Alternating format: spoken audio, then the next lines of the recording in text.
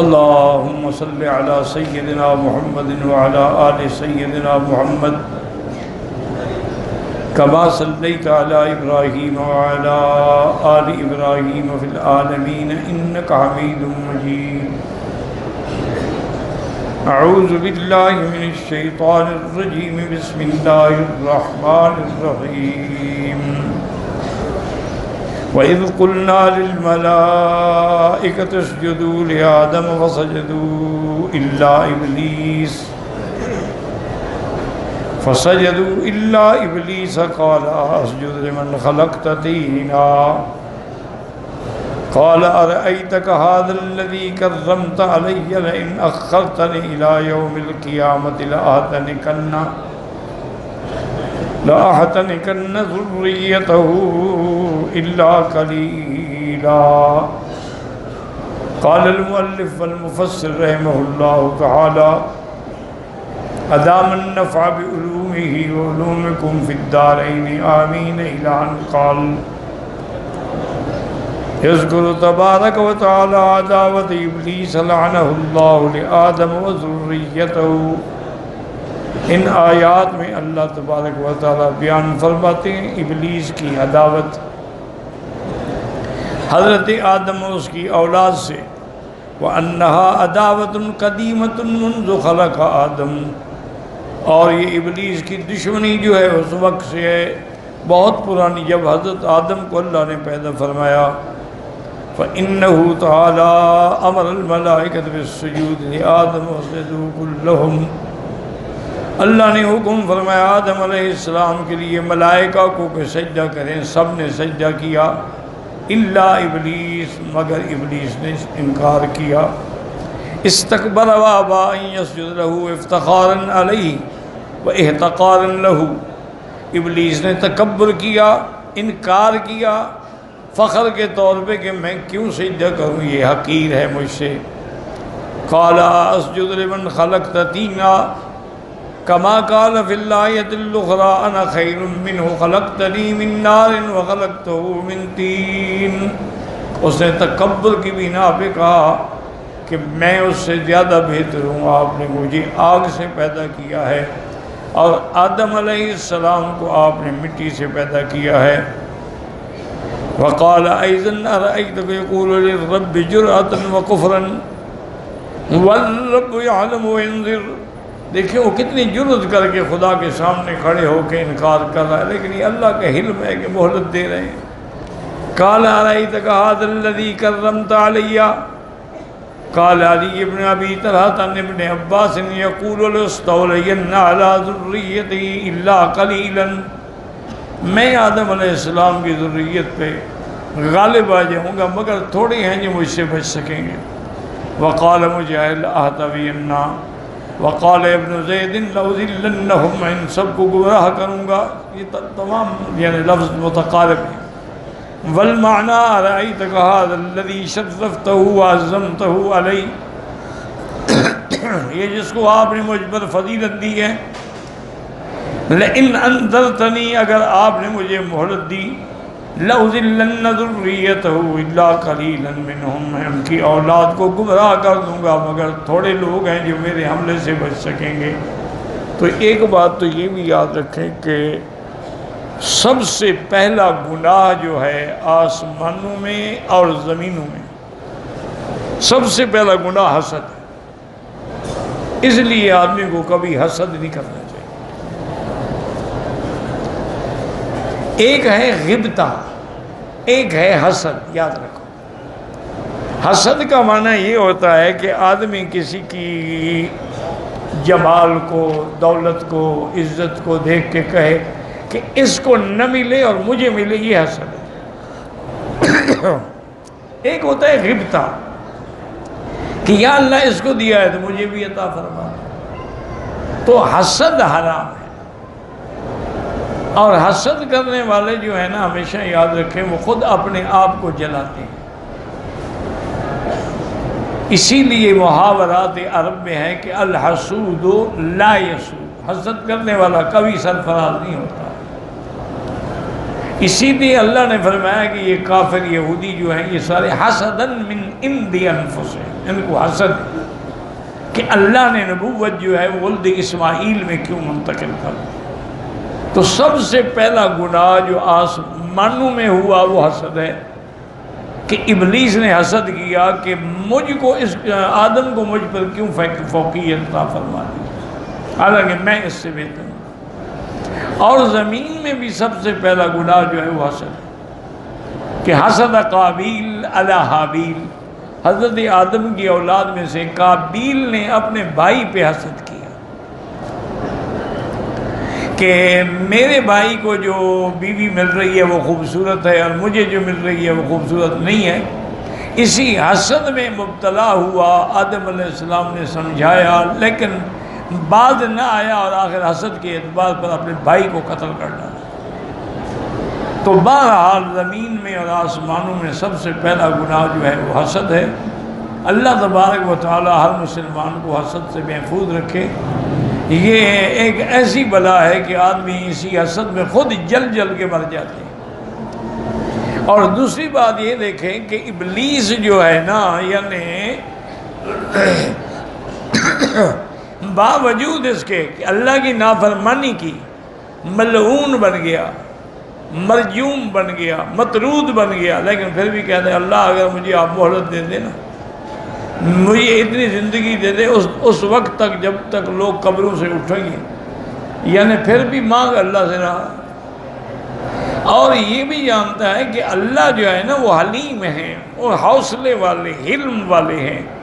وہ یہ نہیں ہے کہ انسان جیسے بادشاہ غصے میں آ جائے تو کیا کچھ کر دیتے ہیں، وہ تو حلم۔ تو اللہ کا کمال حلم دیکھیں کہ اس نے مہلت مانگی تو اللہ نے بھی دے دی۔ قال انک من المنذرین، تمہیں مہلت دی جاتی ہے لیکن الی یوم الوقت المعلوم، اس وقت تک جس کا ہمیں علم ہے۔ تو بہرحال یعنی اس کی مہلت جو ہے اس کو مل گئی۔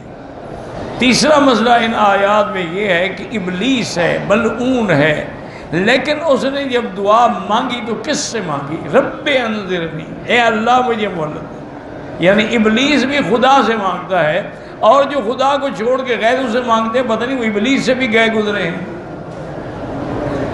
بھئی ابلیس ہے، وہ بدبخت ہے لیکن مانگتا خدا سے ہے۔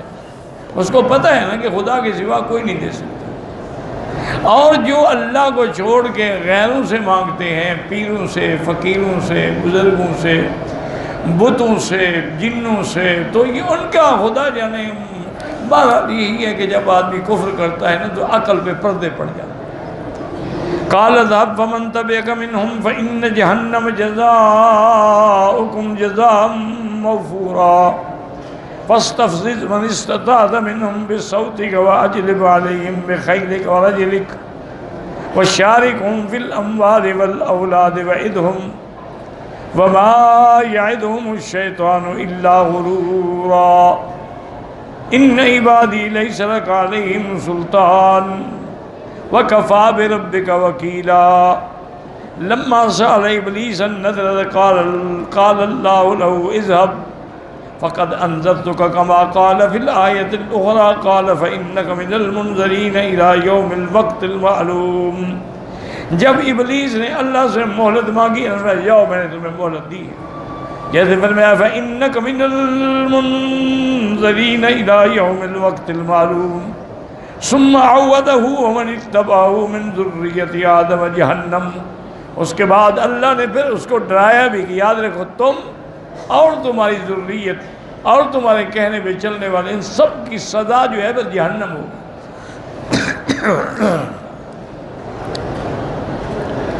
فإن جہنم جزاؤکم یعنی علی اعمالکم، تمہارے اعمال پہ بس سزا جزاء موفورا، پوری پوری سزا ملے گی، کوئی اس میں کمی نہیں ہوگی۔ وافرا وقال قتادہ موفورا علیکم لا ينقص لكم منه وقال تعالی وقوله تعالی واستفزز من استطعت منهم بصوتك قیل هو الغناء قال مجاہد باللہو والغناء اے استخفهم بذلك۔ اللہ نے حکم فرمایا جاؤ تم ابلیس سے لین جاؤ، تم ان کو اپنے آواز سے کیا مانا یعنی گانے سے، لہو سے، ان چیز جاؤ تم گمراہ کر سکتے ہو کرو۔ فاستفزز من استطعت منهم بصوتك قال كل داع دعا إلى معصية الله عز وجل، ہر آدمی جو اللہ کی نافرمانی کی طرف دعوت دینے والا ہے وہ مراد ہے۔ وَأَجْلِبْ عَلَيْهِمْ بِخَيْلِكَ وَرَجْلِكَ وَعَمِلْ عَلَيْهِمْ بِجُنُودِكَ خِيَارَتَهُمْ وَرَجَلَتَهُمْ، اپنے لشکر سوار ہیں یا پیدل سب کے ساتھ حملہ کرو۔ فَإِنَّ الرَّجِلَ جَمْعُ رَاجِلٍ كَمَا أَنَّ الرَّكَبَ جَمْعُ رَاكِبٍ وَالصَّحَابَ جَمْعُ صَاحِبٍ وَمَعْنَاهُ صَلَّتْ عَلَيْهِمْ بِكُلِّ مَا تَقْدِرُ عَلَيْهِ وَهَذَا أَمْرٌ قَدْرِيٌّ، تم جتنی بھی طاقت لگا سکتے ہو لگاؤ میرے بندوں کو گمراہ کرنے کے لیے۔ جیسے أَلَمْ تَرَ أَنَّا أَرْسَلْنَا الشَّيَاطِينَ عَلَى الْكَافِرِينَ تُؤُزُّهُمْ عَزًّا أَيْ تُدْعِجُهُمْ إِلَى الْمَعَاصِي إِزْعَاجًا وَتَسُوقُهُمْ إِلَيْهَا سَوْقًا، دیکھا نہیں کہ شیطانوں کو نے بھیجا کافروں پہ، وہ ان کو جا کے گناہوں کی طرف ابھارتے ہیں اور گناہوں کی طرف چلاتے ہیں۔ وقال ابن عباس ومجاہد فی قولی وَأَجْلِبْ عَلَيْهِمْ بِخَيْلِكَ وَرَجْلِكَ قال كل راكب وماش في معصية الله، جو آدمی چل کے یا سوار ہو کے نافرمانی میں ہو وہ سارے اس آیت میں آ جاتے ہیں۔ اور اس میں یہ بھی آ گیا کہ ان لہ خیلا ورجالا من الجن والانس، اس کے بعد انسانوں سے بھی اور جنوں سے بھی فوجوں کی فوجیں تھیں، سوار بھی تھے اور پیدل والے بھی تھے۔ وہم الذین یطیعونہ، جو اس کی اطاعت کرتے تھے۔ تقول العرب اجلب فلان علی فلان اذا صاح علیہ، ومن هنا حافظ المسابقۃ الجلب والجم، اسی لیے منع ہے کہ کسی کو کھینچنا یا دھوکہ دینا۔ ومن اشتقاق الجلبۃ وارتفاع الاصوات، بازو کو اونچا۔ یاد رکھو کہ اللہ کا یہ فرمان جو ہے نا ایسے ہے کہ جیسے بادشاہ کسی دشمن کے جاؤ تم جو کر سکتے ہو کرو، اپنے لشکر کو اپنی فوجوں کو لے کے جو مرضی آئے کرو۔ اس لیے اللہ تو اس لیے فرمائے تم جو کچھ کر سکتے ہو میرے بندوں کو، لیکن جو میرے بندے ہیں وہ گمراہ نہیں ہوں، ان پر تیرا زور ہی نہیں چلے۔ وَشَارِكْهُمْ فِي الْأَمْوَالِ وَالْأَوْلَادِ، قال ابن عباس وَهُوَ مَا أَمَرَهُمْ بِهِ مِنْ إِنْفَاقِ الْأَمْوَالِ فِي مَعَاصِ اللَّهِ تَعَالَى، اور ان سے تم خرچ کراؤ اللہ کی نافرمانی میں۔ وَقَالَ آتَاهُ الرِّبَا، ان کو سود میں ڈالو۔ قال لسن و جمع من خبیث و انفاقها فی حرام، حرام کے راستے سے مال جمع کرنا اور حرام میں خرچ کرنا۔ وقضا قال قتادہ وقال الاوفی ان ابن عباس رضی اللہ عنہما اما مشارکتہ ایاہم فی اموالہم فهو ما حرموه من انعامہم، یعنی یہ اس سے مراد وہ ہے جو جانور نے خود اپنے اوپر حرام کر دیے تھے، من البحائر والصوائب ونحوها۔ وقضا قال الذهب كذاك والاولى ان يقال ان الايه ذلك، آیت سب کے لیے۔ فی الاموال والاولاد، اولاد میں کیسے شرکت کرے گا؟ یعنی اولاد الزنا، زنا کے ذریعے اولادیں پیدا کرنا۔ وما كانوا قتلوا من اولادهم سفها بغیر علم، یا اپنی اولادوں کو بے وقوفی سے قتل کر دینا۔ وقال قتادہ البصری قد والله شاركهم في الاموال والاولاد مجسوا وحودوا ونصروا وصبغوا غیر سبقۃ الاسلام وجزءوا من اموالهم جزءا للشیطان۔ اس لیے حضرت حسن بصری فرماتے ہیں کہ خدا کی قسم ہے شیطان ان کے مال میں بھی اولاد سب چیزوں میں وہ شریک ہوا، کوئی مجوسی بن گئے، کوئی یہودی بن گئے، کوئی نصرانی بن گئے، اور انہوں نے وہ رنگ چڑھایا اپنا جو سبقہ اسلام نہیں تھا، اور اپنے اموال میں سے انہوں نے شیطان کے لیے بھی حصہ مقرر کیا۔ وقال قتادہ سبا وقال ابو صالح عن عباس هو تسمیتهم اولادهم عبد الحارث و عبد الشمس و عبد فلان، اور اپنی اولادوں کے نام بھی انہوں نے یہی رکھے، عبد الحارث، عبد الشمس سورج کا بیٹا، فلاں کا بیٹا، فلاں کا بیٹا، جیسے عبد المسیح، عبد النبی، فلاں، یہ سارے اسماء جو ہے نا یہ شرکی اسماء ہیں۔ جیسے ہمارے ہاں دیہاتوں میں بھی رکھتے ہیں نبی بخش، رسول بخش، اب نبی اور رسول تو اولاد نہیں بخش سکتے، تو یہ شرک ہے۔ حسین بخش، فقیر بخش، یہ سارے نام جو ہیں شرکیہ نام ہیں۔ قال ابن جریر وأولى الأقوال بالصواب يقال كل مولود ولدته أنثى أصلى فيه بتسميته بما يكره الله وبإدخاله في غير الدين الذي ارتضاه الله أو بالزنا بأمه أو بقتله أو بعده أو غير ذلك من الأمور التي يعصى الله بفعله به أو فيه فقد دخل في مشاركة إبليس فيه من ولد ذلك الولد له أو منه۔ اب مفسر رحمۃ اللہ علیہ فرماتے ہیں، ابن جریر کہتے ہیں کہ ہر مولود جو بھی پیدا ہوتا ہے جو اللہ کی نافرمانی کرتے ہیں یا کسی غیر دین میں داخل ہوتے ہیں یا اس کے ماں سے زنا کرتے ہیں یا قتل کرتے ہیں یا دفن کرتے ہیں، یہ سارے امور جو ہیں نافرمانی والے، دراصل یہ شیطان کی مشارکت ہے۔ لأن اللہ لم يخصص بقول وشاركهم في الاموال والاولاد معنی شرکت فی معنی دون معنی، بالکل عام ہے۔ فکل ما عصى اللہ فیہ وبہ، ہر وہ جس نے نافرمانی کی اور شیطان کی اطاعت کی وہ اس آیت کے اندر آ جاتا ہے۔ وهذا الذي قاله متجه وكل من السلف رحمهم اللہ فسر بعض المشارکت وثبت فی صحیح مسلم، صحیح مسلم کے اندر حدیث مبارک ہے ان ایاد بن حماد ان رسول اللہ صلی اللہ علیہ وسلم قال یقول اللہ عز وجل، حضور نے فرمایا کہ اللہ فرماتے ہیں، یہ حدیث قدسی ہے، انی خلقت عبادی حنفاء، میں نے اپنے بندوں کو تو خالص دین فطرت پہ پیدا فرمایا، فجاءتهم الشیاطین فاجتالتهم عن دینہم، پھر شیطان آئے انہوں نے ان کو بہکایا دین سے، وحرمت علیہم ما حرمت علیہم ما احللت لہم، میں نے جو چیزیں ان کے لیے حلال کی تھی ان کو بھی ان نے حرام کیا۔ وفی الصحیحین ان رسول اللہ صلی اللہ علیہ وسلم قال لو ان احدهم اذا اراد ان یات اہلہ قال بسم اللہ اللہم جنبنا الشیطان وجنب الشیطان ما رزقتنا فإنه إن يقدر بينما وزن في ذلك لم يضر الشيطان أبدا۔ اسی طرح صحیحین میں حدیث ہے، حضور نے فرمایا کہ جو بندہ اپنی بیوی سے جماع کرنا چاہے تو کپڑے اتارنے سے پہلے اگر یہ پڑھ لے کہ بسم اللہ اللہم جنبنا الشیطان وجنب الشیطان ما رزقتنا، تو اب جو اولاد پیدا ہوگی اس کو شیطان نقصان نہیں پہنچا سکے گا، اور اگر یہ نہیں پڑھے گا تو پھر شیطان کی مشارکت ہوگی۔ اس لیے ہمیشہ جیسے حمام میں داخل ہونے سے پہلے اللہم انی اعوذ بک من الخبث والخبائث، اور جب باہر نکلے تو الحمدللہ الذی اذھب عنی الاذی عافانی غفرانک۔ اسی طرح جب میاں بیوی ملنا چاہیں تو کپڑے اتارنے سے قبل ننگے ہو گئے نا، یہ دعائیں پڑھتے رہے نبی پاک کی کہ اللہم جنب الشیطان، اگر یہ دعا نہ بھی آنی یا اللہ شیطان کے حملے سے ہمیں بچانا، بس اپنی زبان میں کہہ لیں، مقصد تو دعا مانگنی ہے نا کہ اللہ شیطان کے حملے سے ہمیں، اگر یہ لفظ آ جائیں تو سبحان اللہ، حضور کے لفظ ہیں، حضور کا فرمان ہے، لیکن نہ بھی آئیں تب بھی جائز ہے۔ اللہم جنبنا الشیطان وجنب الشیطان ما رزقتنا فإنه إن يقدر بينهما، اگر اللہ نے اولاد لکھی ہے تو پھر اس کو شیطان نقصان نہیں پہنچائے گا۔ وقوله تعالی وعدهم وما يعدهم الشیطان الا غرورا، اللہ نے فرمایا جو مرضی ہے تو ان کو دھوکے کرو، وعدے کرو، تیرے وعدے دھوکا ہی دھوکا ہیں۔ کما اخبر تعالی عن ابلیس انه اذا حس الحق یوم یقضی بالحق، جب حق واضح ہو جائے گا، ظاہر ہو جائے گا قیامت کے دن، اب شیطان خود کہے گا ان اللہ وعدکم وعد الحق، اللہ نے سچا وعدہ کیا تھا، ووعدتکم فاخلفتکم، میں نے تمہارے ساتھ جھوٹے وعدے کیے۔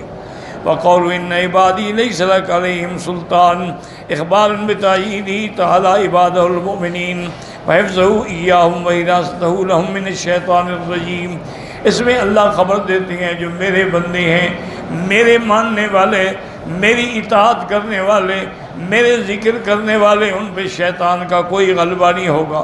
وَلِهَذَا قَالَ وَكَفَىٰ بِرَبِّكَ وَكِيلًا حَافِظًا وَمُؤَيِّدًا وَنَصِيرًا، اللہ تیری حفاظت کے لیے کافی ہیں، وہی تیری مدد فرمائیں گے۔ اس کے بعد وقال الامام احمد حدثنا قتيبة قال حدثنا ابن حية الموسى ابن وردان نبی رضی اللہ عنہ قال ان المؤمن ينزي شياطينه كما ينزي احدكم بعيره في السفر ينزي یعنی یاخذ بناصيته ويقهره، حضور نے فرمایا جیسے مومن شیطان کو پکڑ لیتا ہے جیسے اپنے اونٹ کو پکڑ لیتا ہے، تو شیطان اس کے سامنے کچھ بھی نہیں کر سکتا۔